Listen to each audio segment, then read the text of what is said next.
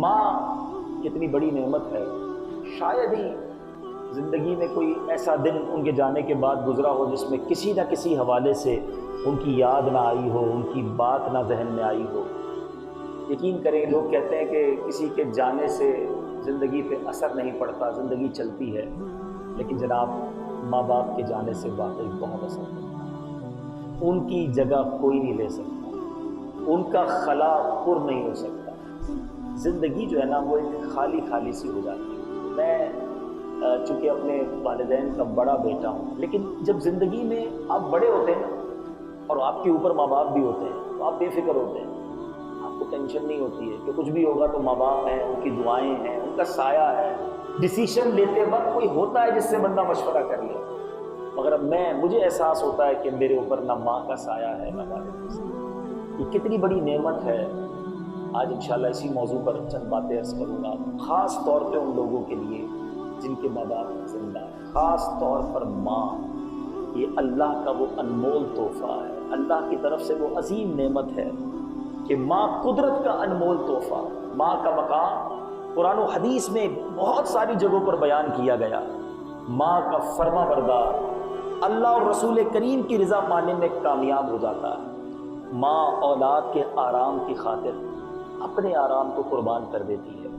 ماں کے خون جگر سے اولاد کا وجود بنتا ہے. ماں کئی سال تک اپنی اولاد کو تھپکیاں دے کر سلاتی ہے. ماں بیمار اولاد کو دیکھ کر خود تڑپ جاتی ہے. ماں بیمار اولاد کی خاطر سردیوں میں بھی رات جاگ کر گزارتی ہے.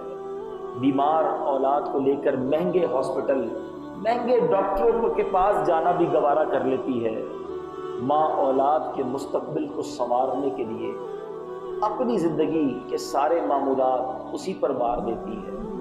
ماں اولاد کے لیے سایہ دار درخت کی طرح ہوتی ہے. ماں خود تو گرمی برداشت کرتی ہے، اولاد کو پنکھے جھلتی ہے.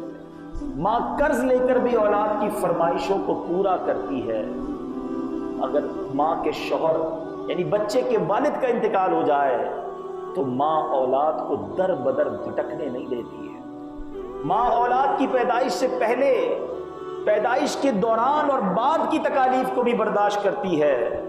ماں اولاد کو اچھا انسان بناتی ہے. ماں اپنے حصے کا نوالا بھی اولاد کے منہ میں ڈال کر خوش ہوتی ہے. کبھی اولاد کے حق میں برا نہیں سوچتی. کبھی ماں کو بھوکا سونا پڑے خود بھوکا سو جائے گی، اولاد کو بھوکا نہیں رہنے دے گی. ماں اولاد کو خوش دیکھے تو خود خوش ہو جاتی ہے، اولاد کو دکھی دیکھے تو ماں دکھی ہو جاتی ہے. ماں نافرمان اولاد پر بھی شفقت و مہربانی کرتی ہے.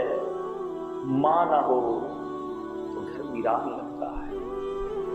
ماں کا خدمتگار چین و سکون کی زندگی گزارتا ہے. یاد رکھنا، ماں کی خدمت اولاد کو جنت میں داخل کروائے.